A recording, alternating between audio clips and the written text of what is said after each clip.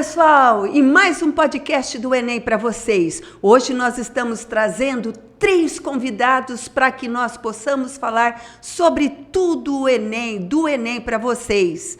Nós estamos aqui com o professor Reinaldo, de Biologia, grande professor de grandes cursinhos aqui de Araçatuba e também faz parte do corpo docente do curso Tina Cardia. A Júlia, que está prestando medicina, gente, e a Ana Laura, Relações Internacionais. E nós vamos aqui colocar todas essas informações para vocês. Gente, muito prazer para vocês, muito bom aqui para nós. Mas, Reinaldo, falando sobre o Enem. O Enem, ele foi criado em 1998 e isso daí ele teve o quê? Muitas modificações. Em 2009, outra modificação também. E agora, como que ele está com essa prova de biologia? Bom dia a todo mundo, né? Bom dia, Tina, Ana, Bom dia. Júlia. Muito feliz de estar aqui, né? E falar de um evento tão importante aí para os estudantes do nosso país.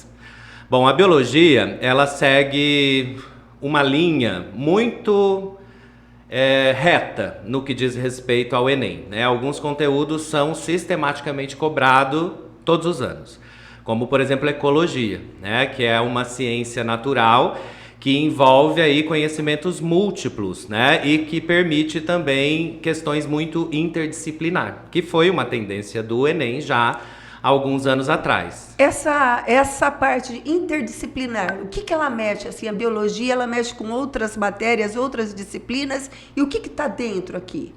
Bom, na ecologia o conhecimento é muito múltiplo, né? Porque a gente tem que entender que o ambiente faz parte dos aspectos biológicos, sociais, matemáticos, químicos, físicos. E a gente tem hoje uma tendência de a ecologia ser muito multidisciplinar, né? Quando você busca aí programas de pós-graduação nas áreas ambientais, a gente tem as mais diversas formações trabalhando com esse tema. E a biologia, né, muitas vezes acaba sendo interlaçada com questões sociais, que é importante que os alunos estejam atentos, né, o quanto a degradação ambiental degrada também a sociedade. Então, o Enem costuma pedir muito essa visão um pouco mais ampla do que diz respeito às questões ambientais. Mudou muito a prova de alguns anos para cá? Porque de primeira, assim, eu falo porque era decoreba. E agora, como que é? Sim, o Enem, a princípio, e todos os outros vestibulares do Brasil eram muito conteudistas, né? Ele pedia que você tivesse na ponta da língua os nomes todos que envolvem a biologia, visto que a biologia é a ciência dos nomes. A gente sempre ouve durante as aulas, mas eu vou ter que saber todos esses nomes? Isso, esses nomes. Tem que saber. Tem Júlia. que saber, porque às vezes você não precisa desse nome na resposta, mas se você não tiver o conceito, você não vai entender a pergunta. Júlia, você acha fácil decorar essas coisas assim, relacionar os nomes com a ecologia, com outras partes também que lembra parte de genética? Aí fica tudo muito misturado, porque para mim a biologia não é nada fácil. Para mim tem muitos nomes e muitos conceitos, e aí, como você está falando, essa interdisciplinaridade. Então, quer dizer, entram muitos conteúdos, muito conhecimento dentro dessa parte. Sim. Para você é fácil, é difícil? Como que é? Oi, gente, bom dia a todos, Ana, Reinaldo, Tina. Olha, Tina, eu gosto muito dessa parte de biologia, então, principalmente genética e ecologia, então sabe quando você tem aquele ânimo de estudar? Eu estudo, eu fico assim, meu Deus, isso é muito legal, isso é muito interessante. Então, assim, pra mim, por mais que tenha muitos nomes, eu acho ainda mais fácil do que decorar algumas fórmulas de matemática ou física, por exemplo. Tá. Aí, para mim, é mais fácil. Para mim é mais fácil. A Ana? parte de genética, nossa, eu amo. Olha que legal. E você, Ana? Bom dia. Bom, eu não vou me categorizar, mas eu sou uma pessoa de humanas. No entanto, gosto de biologia. Mas uma coisa que eu aprendi, inclusive, que a gente faz nas aulas do Reinaldo é estudar comparativamente, né? O que ajuda bastante quando você diferenciar, esse filo tem isso, aquele não tem. Então, assim, isso ajuda muito você E é uma coisa que o vestibular cobra também, né? De você saber diferenciar. Então é uma coisa meio lógica, a biologia tem sua lógica também, né? Então é bacana. Como que o aluno ele consegue ter esse domínio sobre esses temas? Porque sistema, genética, bioenergética, DNA, RNA, muita coisa, Reinaldo.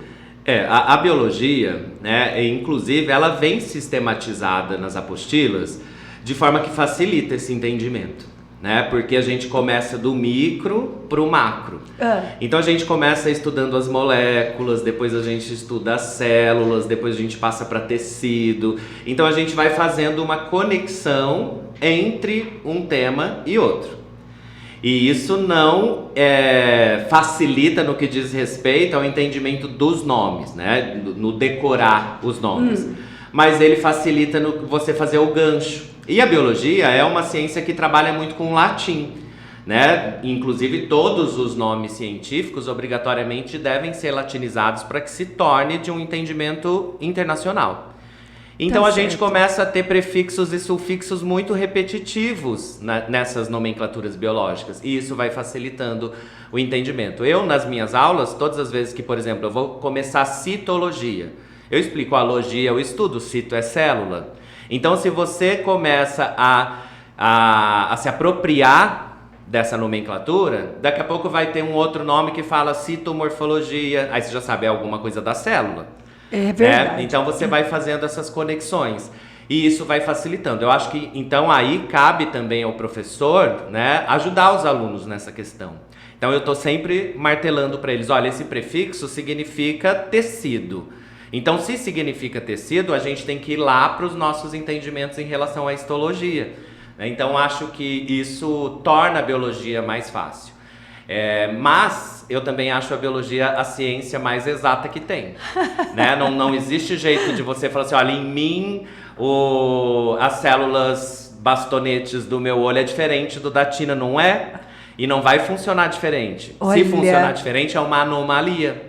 E aí então a gente costuma dizer que a biologia é tão exata ou talvez mais exata do que as outras que sempre tem uma exceção. Na biologia não tem. Não tem exceção? Não. O fêmur é fêmur para todo mundo. Olha, gente, lembrando que dia 19 agora do 11 nós vamos fazer uma aula de revisão com as matérias matemática, física, química e a biologia também às 14 horas. Então, um dia antes do Enem, no sábado, dia 19, agora do 11, às 14 horas. E isso daí é excelente que você está falando. A Cidinha Baracate, quando nós fizemos um podcast e nós viemos conversando no caminho sobre essa parte de prefixos e sufixos, que falta bastante. Então, quando você tem essa parte de conexão entre duas sílabas, alguma coisa assim, prefixo, sufixo, fica muito mais interessante e mais fácil para o aluno colocar na cabeça. Sim. Isso com certeza. Isso é um fato, né? E a biologia é a ciência dos nomes. Não adianta querer fugir deles, né? Quando os alunos me perguntam, inclusive, mas eu vou ter que saber todos esses nomes, eu digo, não, vocês não, só eu que preciso, né? Eu tô aqui fazendo graça. Tem que saber, tem que saber. Então não é uma prioridade do biólogo, né? Quem precisa da biologia, e a biologia é a matéria base para vários cursos aí que são disputados pelos alunos, é importante que eles entendam que biologia vai estar no caminho deles. Biologia, medicina, biologia, biomedicina. Odonto, biomedicina, nutrição, fisioterapia, né? São múltiplas as profissões que estão atreladas às ciências biológicas. Até a bioquímica também. A bioquímica, né? Até porque a bioquímica faz parte do nosso conteúdo, né? Não tem como a gente entender uma célula funcionando se a gente sabe quais são as moléculas que estão participando disso. Né? Porque a gente tem lá as proteínas, os aminoácidos, os lipídios, e a gente precisa saber quem é polar, quem é apolar, se dissolve, se não dissolve, né? Porque a gente tem, por exemplo, vitaminas que se dissolvem em água, vitaminas que se dissolvem em gordura, né? Então, para que ela possa ser absorvida é necessário um acompanhamento, né? Então, a gente acaba sendo aí tendo, né, uma formação multifuncional. Que faz também do biólogo ter um leque na sua atuação enquanto profissional. É muito importante dizer que biólogo não é só professor de biologia. Né? A gente tem biólogo aí nas usinas de combustíveis, a gente tem biólogos trabalhando em associação com as questões ambientais, seja na agricultura, na pecuária, seja na preservação do meio ambiente, na biomedicina, na medicina, né? A gente costuma dizer que o biólogo é os bastidores da medicina, né? O biólogo pesquisa e o médico clinica, né? Em cima dessas informações. Então são as ciências que estão totalmente conectadas. E é muito comum a gente vai, eu vou prestar medicina porque eu gosto de biologia. Né? Eu sempre digo, não adianta só gostar de biologia. O que tem que gostar mais? Você tem que gostar do ser humano. Você tem que gostar da vida. Você tem que curtir a vida. Porque você vai trabalhar com a vida dos outros. Né? São vidas vulneráveis na mão desse profissional. Então a gente precisa de ter uma formação social muito grande. Muito mais do que o conhecimento prático. Tanto psicológico quanto que material, o corpo da pessoa, entendendo tudo, porque mesmo que seja, como você falou assim, olha, que não é diferente uma coisa da outra, mas cada corpo funciona de uma maneira um pouco diferente também, né? Sim, é essa interação, né? O ser vivo com o meio. Se você come X e se você come Y, o teu corpo responde ao X e responde ao Y. Né? Então é necessário que a gente saiba também qual é o meu estado psicoemocional influenciando no meu estado fisiológico. Né? Tudo é química, né, Tudo Tina? é química. Tudo é química. Então a gente precisa entender que a medicina não é só curar. Ela é muito mais preventiva do que curativa, quando funciona. É verdade. Júlia, como que você faz para estudar a biologia? De um modo assim, ó, sistemático, de um modo mais limpo, resumido. Como é que você faz? Resumido não, porque você tem que se aprofundar. Mas eu quero um esclarecimento para quem está nos ouvindo. Tina, geralmente eu começo lendo o material didático, já vou anotando as partes mais importantes, faço um resuminho, faço muitos exercícios para fixar a matéria. E principalmente, eu acho que o que me ajuda, que lá em casa sempre funcionou, eu finjo estar dando aula. Ótimo. Então, eu tenho que falar alto. Às vezes eu preciso andar pelo meu quarto enquanto eu tô lá falando para fixar bem. E aí eu lembro. E é incrível esse jeito, porque parece que facilita muito as coisas. E facilita mesmo, porque isso daí eu tenho muito comigo. Eu também falo alto, eu vou andando, porque quem ensina aprende 2 vezes, assim que se fala, não é, Reinaldo? Sim, quem ensina tá aprendendo. Oi? É o que eu digo, eu já sofri muito com você. Já. Ai, meu Deus. E você? E você, Ana, como que você faz para estudar essa biologia? Eu tive bons professores, assim, não tanto quanto o Reinaldo, mas... Que ele é excelente. Ele é fora de série, excelente. Exatamente. Tanto quanto pessoa, quanto professor. Sim. Eu gosto, ela falou dos exercícios, eu gosto de pegar a resolução comentada e ver aquelas resoluções que tem, por que tá alternativa por alternativa comentada. Porque ela diz por que A tá errado e B tá certo. Porque nem sempre, eu que não tenho tanta familiaridade com a biologia e com as exatas, eu preciso saber por que tal coisa tá errada. E aí uma coisa que eu fazia, que sempre eu carreguei para esse momento de agora, é olhar a resolução comentada, aí passa um tempo, eu vou lá e tento responder a mesma questão, assim, depois de uns dias ou depois de algumas horas. Porque é bom que você já quebra aquele bloqueio do... Eu tinha muito essa coisa em segunda fase aberta, que eu via aquele papel em branco, eu ficava assim, me dava que eu vou fazer agora? Me dava um acelero no coração, uma ansiedade, que eu falava, meu Deus, eu tô perdida, eu tenho que preencher esse papel em branco.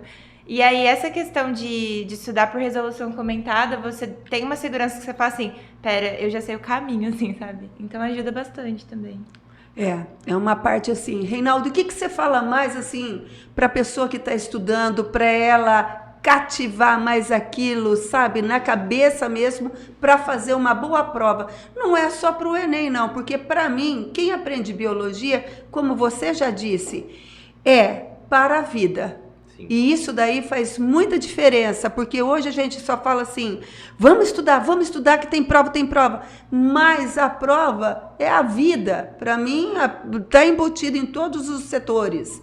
Então, o que você fala para o aluno para ele poder estudar numa parte diferenciada para a vida e para o Enem? Ó, eu tenho percebido que muitos alunos, quando vão dar a resposta, principalmente nas objetivas, que ele não presta muita atenção no enunciado. É verdade. E os vestibulares, sabendo disso, têm trazido respostas corretas, mas que não condiz com o que o enunciado pede. Então, por exemplo, ali na alternativa B, pode ter uma resposta exata sobre aquele assunto, mas não sobre o que ele perguntou.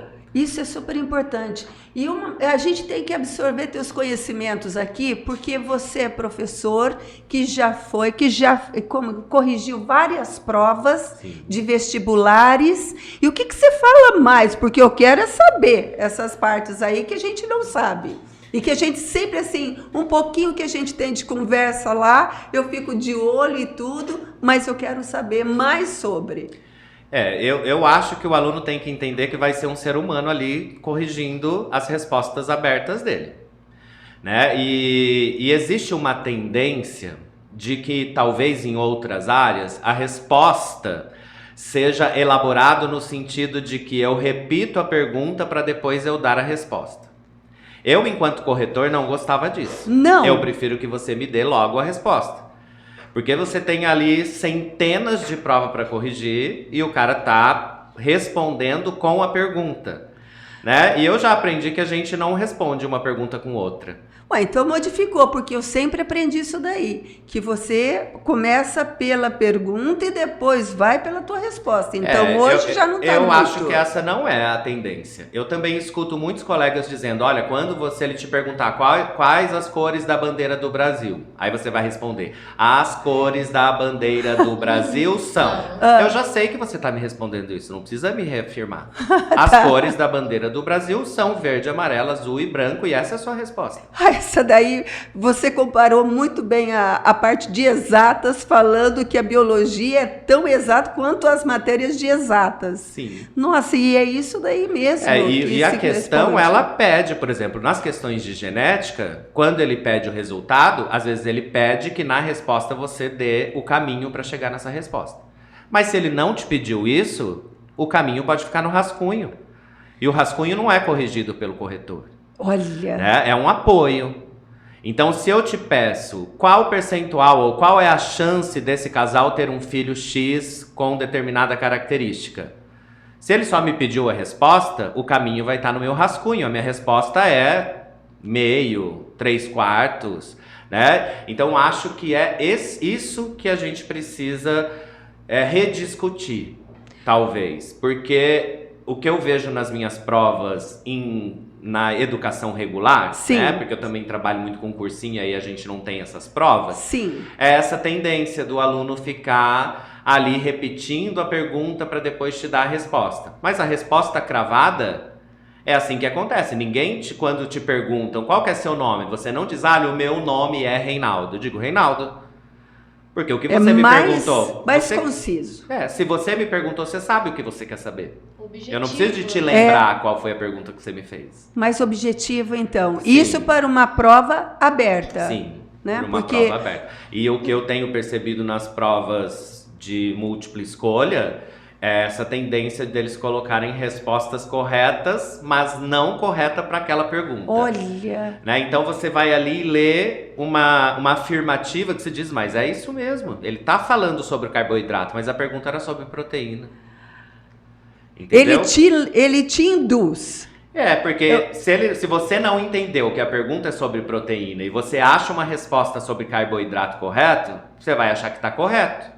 Então, por isso que eu digo, você só vai para a resposta quando você tiver entendido a pergunta. Nossa, português é essencial, a informação de texto. Isso, a interpretação de texto, saber o que ele está te pedindo. E a vivência, né? A biologia é a vida, então você tem que vivenciar a biologia. Você tem que, por exemplo, nas minhas aulas sempre faço uma análise comparativa, sabe? Trago para próximo do que a gente vive no dia a dia, porque a vida é o dia a dia, então a biologia também é.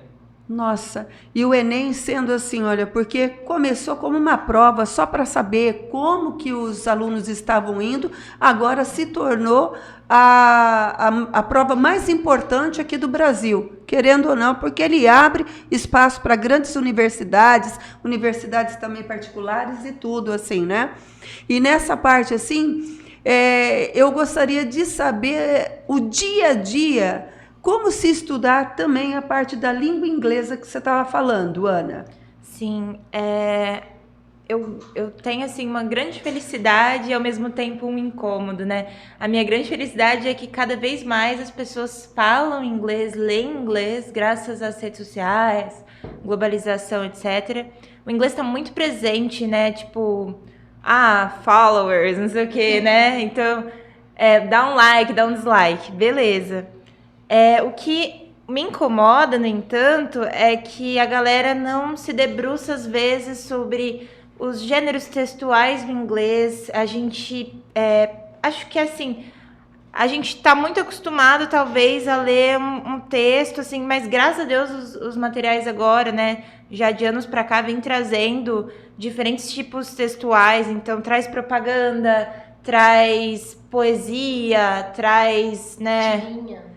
Sim, então assim, é bem interessante. E eu acredito que os alunos devem se acostumar aos diferentes tipos textuais, porque às vezes assim, o aluno por ler alguma coisa na internet, assistir um vídeo no YouTube sem legenda, ele acredita que ele já dominou a língua, mas é importante também que ele domine não só a gramática, quanto as relações, né, textuais que se põem Textuais aí no caso, né? Sim. A Ana, ela dá aula de inglês também. Então, por isso que nós estamos pegando aqui assim, olha, fazendo uma brecha aqui para falar sobre a parte de inglês. Porque eu já vi alunos que foram muito bem na parte de biologia, na parte de matemática, física e química, e não foram bem na parte de inglês. Então, dar uma certa importância, porque querendo ou não, uma questão já faz diferença aí no caso. São 5 questões e que, assim, na minha opinião, são 5 questões que se você quiser passar num curso mais concorrido, você precisa acertar. E na graduação você vai usar, né? Na graduação que eu fiz anteriormente, participava de um projeto de pesquisa na UFMS e a professora dava artigo em inglês. Se você não soubesse o inglês, você não tinha que falar no grupo de estudo. Então, assim, ele vai te acompanhar num resumo que você lança, né, num artigo futuramente. Então, assim, não é um enfeite na prova do Enem, sabe? É isso algo daí. Que você vai precisar de um jeito ou de outro. São 5 questões. E essas 5 questões podem fazer você pontuar muito mais. Agora, e o tal do TRI? Em relação à biologia. Eu estou mudando um pouquinho o assunto, mas é muita informação aqui para vocês. O TRI. Teoria de resposta. Isso! Eu falei errado alguma coisa, gente? Não. TRI, tá certinho. É o Teoria de Respostas ao Item. Sim. Eu acho que isso vale para todas as disciplinas, né? O TRI, se você está elaborando uma resposta, ela tem que estar fundamentada naquela questão que foi pedida. E tem... Devagar é tão problemático quanto não usar a linguagem adequada, que a Ana fez uma referência muito bem feita. Porque às vezes o aluno acha, eu consigo entender todo o palavreado das redes sociais em relação ao inglês. Mas quando a gente trabalha com uma prova de vestibular ou uma prova qualquer que seja, a linguagem é outra. A linguagem coloquial cabe no seu bate-papo com o teu colega ali na esquina. A linguagem de uma prova é uma linguagem acadêmica. Sim. Então o inglês também se comporta coloquialmente e academicamente, vamos assim dizer, né? Então você saber que significa um unfollow, né? Não significa que você sabe o significado dele ou colocá-lo em uma frase. Quando eu coloquei essa parte assim, Reinaldo, foi tem questões que são mais fáceis e questões que são mais difíceis na biologia. Aí eles dizem o seguinte: se você acertar a difícil e errar a fácil, então quer dizer que você está chutando. Então, como que fica essa parte aí de saber o que é uma resposta fácil, uma questão fácil e uma questão difícil? Ó, na biologia, isso varia muito. Porque são muitos conteúdos distintos, né? Às vezes a pessoa tem mais afinidade com a área ambiental, a outra tem mais afinidade com a parte de fisiologia humana, o outro gosta mais de zoologia, o outro gosta mais de botânica. Então fica difícil você fazer mensurar isso aí, o que é difícil e o que é fácil. Porque, por exemplo, eu amo genética, como a Júlia disse, ela ama genética. A Tina odeia genética, mas a Tina ama ecologia. E aí, pra Tina, ecologia é fácil, genética é difícil. Então você não pode ter esse norte, né? Eu acho que, a não ser que você peça uma resposta elaborada para saber e que ela seja interdisciplinar dentro da biologia. Né? Então, eu acho que vai pelas facilidades. Né? E até a gente que é biólogo, quando entra na faculdade, diz: eu detesto botânica, eu detesto zoologia, eu não queria ter que ver isso. Mas você tem que sair dali um biólogo completo. Eu sempre faço essa referência para os meus alunos. Eu entrei na faculdade com terror à botânica, porque no meu ensino médio eu achava tudo muito chato, a botânica. E é o que mais os alunos dizem, é aquela decoreba, aquele negócio e aí, assim. quando você entra na faculdade, que você entende a botânica, você fala: meu, as plantas são os seres mais fantásticos que surgiu nesse planeta. E aí você começa a admirar. Então eu tento nas minhas aulas trazer essa relação, né, de admiração. Porque olha, quando a gente gosta, a gente cuida. Mas pra gente gostar, a gente tem que conhecer. Né? Então é uma linha de que primeiro você tem que conhecer, para depois você gostar, para depois você cuidar. Porque ninguém cuida do que não gosta e tampouco gosta do que não conhece. Né? Então, conhecimento é a base de tudo. E a gente, ao conhecer, se apresenta para aquela categoria e aí tá tudo bem. Né? Não tem como não admirar o diferente ali. Né? Porque a planta tem uma estratégia completamente diferente da nossa, dos animais, vamos assim dizer. E essa parte cai bastante no Enem? Cai. E o que tem caído muito é conquistas evolutivas. Então, há uma tendência muito grande de fazer uma análise comparativa. Por que a briófita consegue tal coisa que a pteridófita não consegue ou vice-versa? Né? Então, acho que para o aluno é importante que ele tenha se apropriado ou construído um saber específico sobre quem veio antes, quem veio depois. Não no sentido de ser mais evoluído, porque a gente sempre ouve essa resposta: o mamífero é mais evoluído do que a ave. Jamais. Jamais? Todos são tão evoluídos quanto, porque senão não estaria aqui. Porque a evolução, ou você fica ou você cai fora. Se você tá aqui até hoje é porque você evoluiu o suficiente para se manter aqui, é a adaptação. Gente, isso daí é super importante, porque e sempre aí a gente que é o bacana, né? Porque você fala assim: o réptil é mais evoluído do que o anfíbio. Não. O réptil é mais adaptado ao ambiente terrestre do que o anfíbio. Mas se o anfíbio não fosse tão evoluído quanto ele, não existiria mais anfíbio. Ele teria sido extinto, teria sido eliminado. Né? Então a evolução é algo muito importante nas questões de botânica, de zoologia, né? Quando a gente faz uma análise comparativa entre os seres vivos. Né? A bactéria, você fala: a bactéria é muito simples, né? Uma célula muito simples, então ela é menos evoluída do que um protista que já é eucarionte. Não. As bactérias são tão evoluídas que elas foram as primeiras a surgir no planeta e dominam até hoje. E se tudo isso aqui acabar, provavelmente quem vai recomeçar são as bactérias. Elas ficam e a gente vai. Olha, é uma aula aqui para vocês isso daqui, porque está sendo aula para mim. E quando a gente vê alguém que goste da matéria, da disciplina, falando sobre, isso daí edifica. Nossa, isso que é delícia. Muito importante, né? Eu acho que em qualquer segmento. Se você é um profissional frustrado, não vai rolar. Não, né? E a gente está falando aqui para pessoas que vão buscar essa formação para se inserir no mercado profissional. Então sempre digo para os alunos: olha, prestem muita atenção, porque é para o resto da vida. É verdade. Né? É verdade. Até dá para trocar, né? A gente sabe muitos empreendedores que mudaram aí o seu percurso profissional e se deram muito bem, mas a gente sabe que o mercado pede pela formação, né? Então Com acho que a gente certeza. precisa pensar muito no que é que eu faço, o que eu quero fazer, se é o que eu gosto de fazer. É Porque vai verdade. ser todo dia e quase para sempre, né? Já que a aposentadoria é algo muito distante para nossa realidade. É verdade. Ô, Ana, e essa parte também, assim, ó, de teoria das respostas ao item, na parte do inglês, como que é? Como é que se mede uma questão fácil, uma questão média e difícil? Sempre tem, né, uma questão assim que é uma alternativa muito óbvia. Sempre tem essa questão que eu acho que foi feita justamente para o aluno não zerar. Mas assim, que todas as outras são absurdas e que a resposta está muito clara. Mas tem algumas outras questões que exigem um conhecimento prévio maior.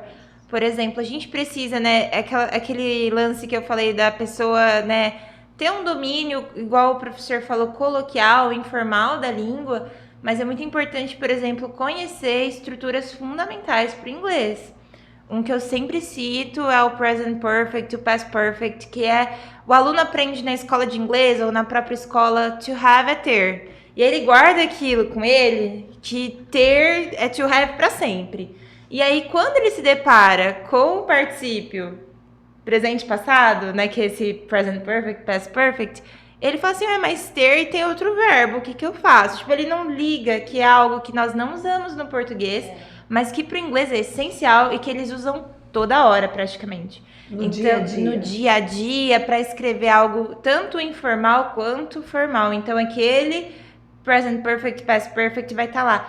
E aí, outra coisa também é prestar muita atenção que o Enem tem trazido ótimos textos de grandes escritores, e que eu tenho achado, assim, maravilhoso. Eu gosto muito das questões do Enem em inglês. As provas de inglês têm sido muito bem elaboradas. Eu lembro até da Unesp de 2020, que trouxe um tema sobre gentrificação, que é segregação espacial socio-urbana, que é algo que vem muito ali com a geografia e a sociologia. E em inglês, eu achei uma questão de uma complexidade alta para um aluno que não tem um domínio de vocabulário, domínio de estrutura sintática. Então, assim, eu tenho gostado muito das provas de inglês, porque antes eram questões bobas, né? Há alguns anos, né? Então, assim, hoje não. Hoje tem pedido para o aluno contextualizar saberes, tem as questões, né? Eu sei que não é o foco, mas as questões da Unicamp de inglês são incríveis, são maravilhosas. Química com inglês, Exatamente. inglês com matemática. Então, assim, geografia com inglês. Então, prepara o aluno para algo que ele vai ter que enfrentar na graduação, que às vezes na medicina, às vezes tem um artigo que só tem em inglês, que ainda não foi traduzido. E essa questão da tradução demora, porque o autor tem que aprovar, e aí, enfim. Então, assim, mas com relação ao TRI, acredito que sempre vai ter uma ou duas questões muito óbvias, e algumas outras que o aluno vai ter que ter esse conhecimento das estruturas. Uma coisa que eu acho que é legal de comentar, que tem o uso dos phrasal verbs, que é muito importante, né? Verbos frasais, que são assim, são verbos que inicialmente têm um significado. Então, por exemplo, put, que é colocar. Então, put, tá aqui, coloquei a xícara.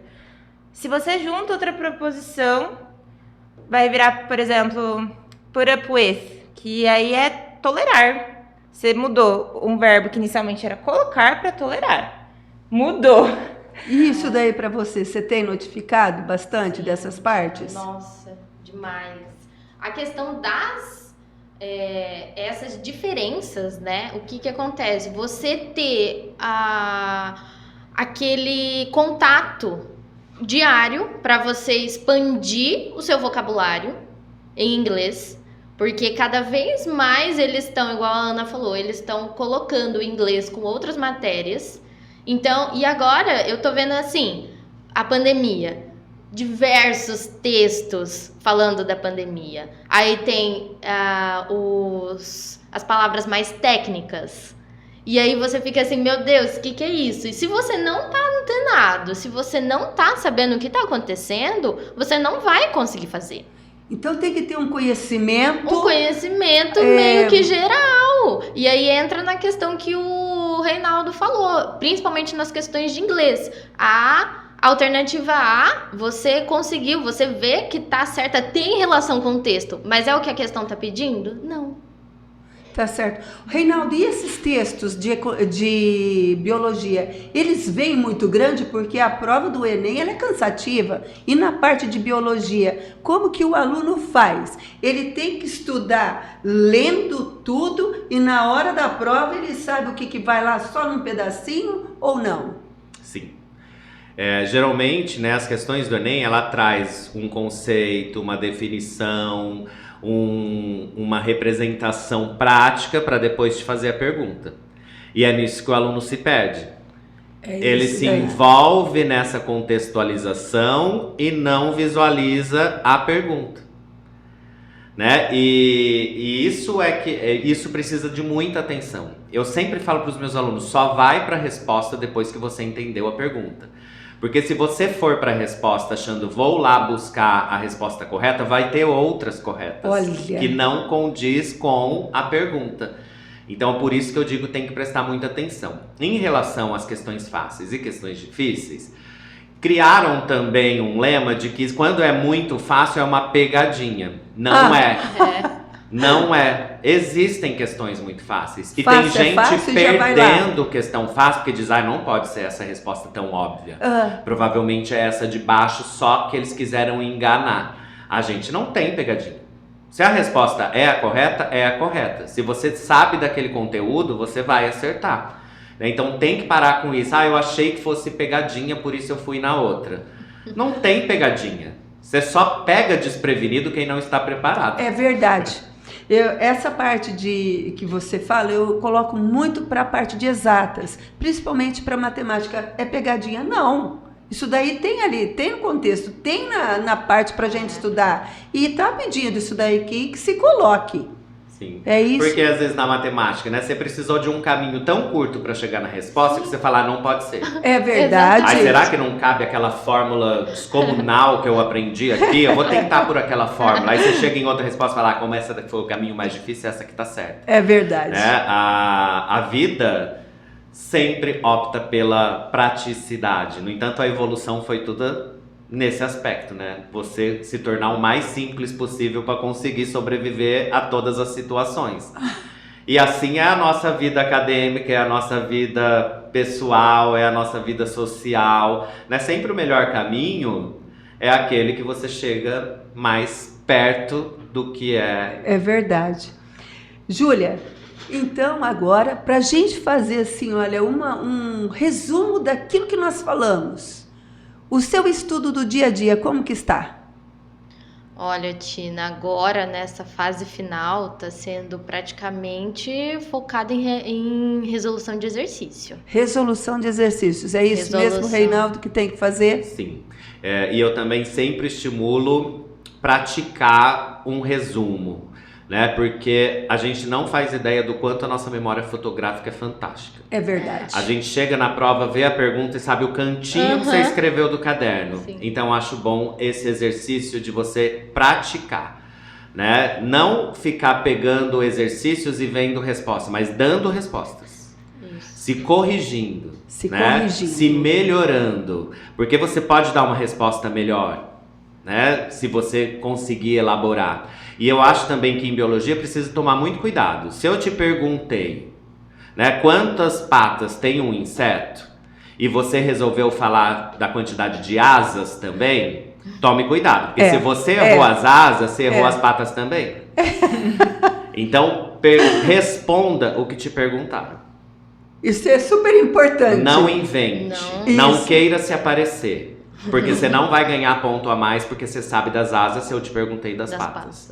E eu já vi muita prova de aluno que anulou a resposta correta porque quis enfeitar. Nossa! né? Então tomem Gente, cuidado. que dica maravilhosa! Não invente. Responda aquilo que estão perguntando. Apenas isso.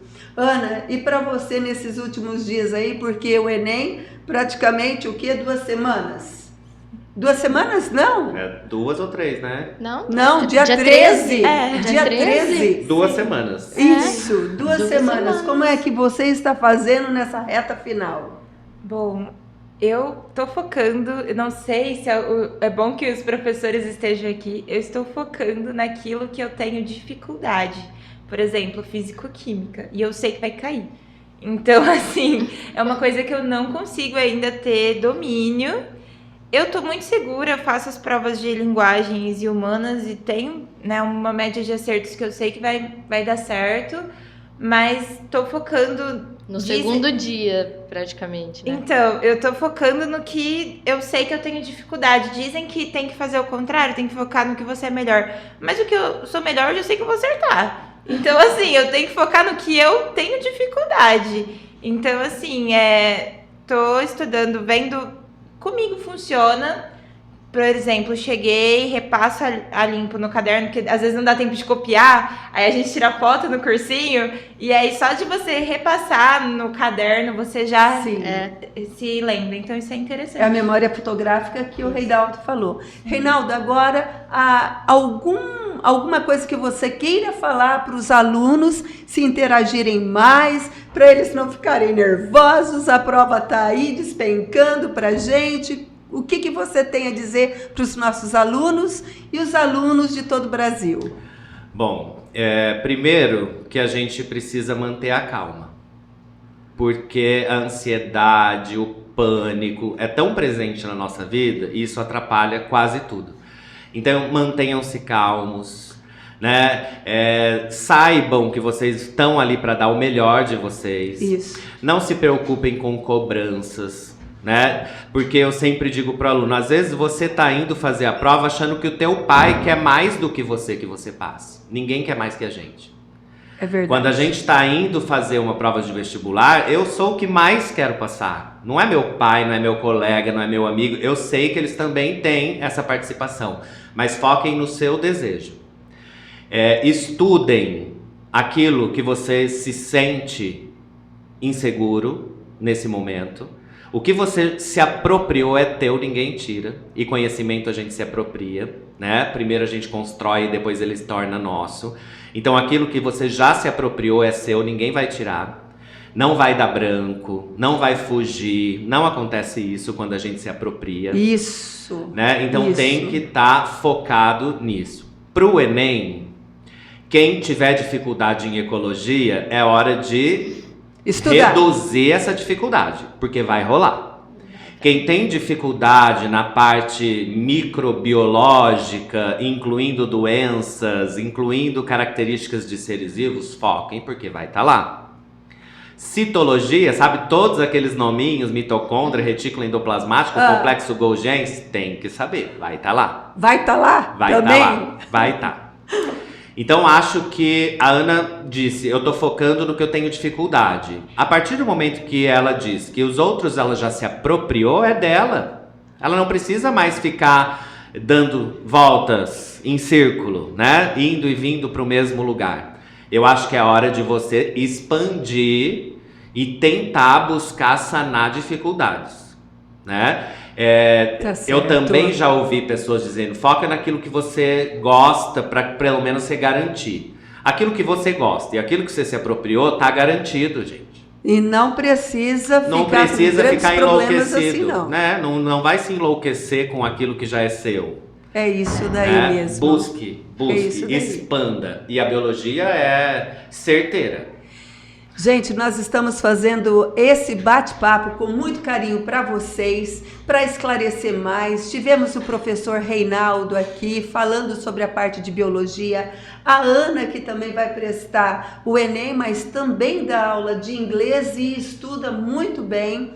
A Júlia que vai prestar aí o Enem e está abrindo as portas e está estudando para passar em medicina.